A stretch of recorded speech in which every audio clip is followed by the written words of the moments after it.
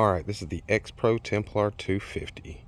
Now, to be honest, whenever I got this thing, I kind of thought it was going to be something I could just trash. Hey, you know, let's be honest, it's cheap. It was cheaper than going to the store or to the dealership and buying one. You know, by the time they tack on $1,000 for assembly and $1,000 for delivery and all this other crap, it just ends up costing a whole lot of money.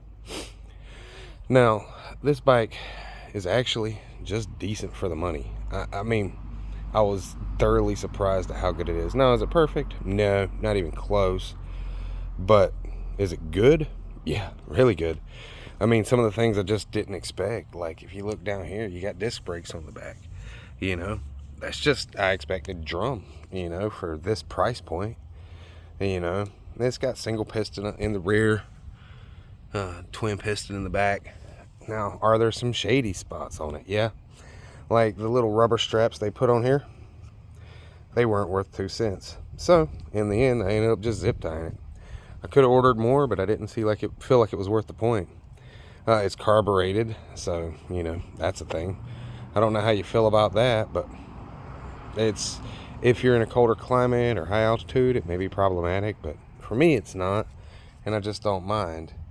You know, I've changed some things out, like it had this really long tube on there. I wasn't very fond of it because it was just out there.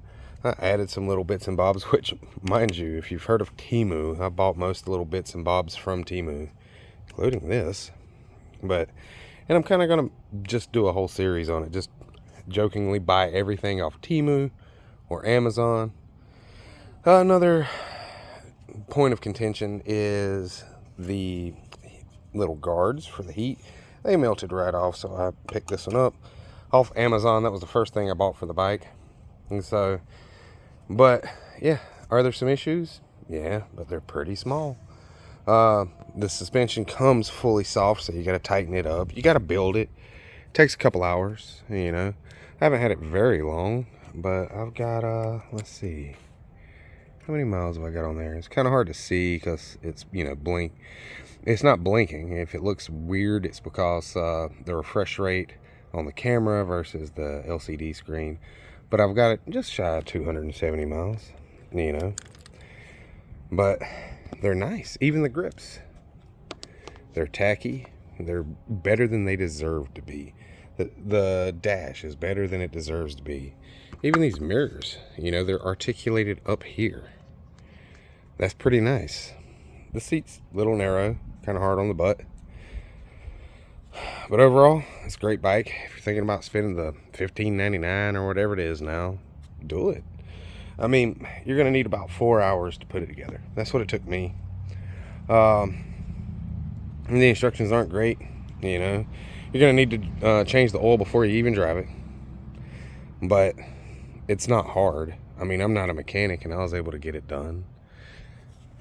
So, but from here, I'm probably going to do some riding videos, stuff like that.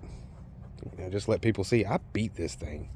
Like when I say I've got the 270 or whatever miles on it, you know, yes, I've got it street legal, and that is one cool thing about it, is that it's street legal. But I've spent more time on off-road, far more time. Maybe 50 miles I've been on the streets.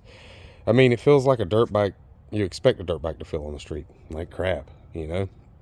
If I'm trying to street ride, I've got a bagger that I can do for that or something else, you know. This isn't the best street ride, but it does make it neat. Like, it does go. It drives just fine.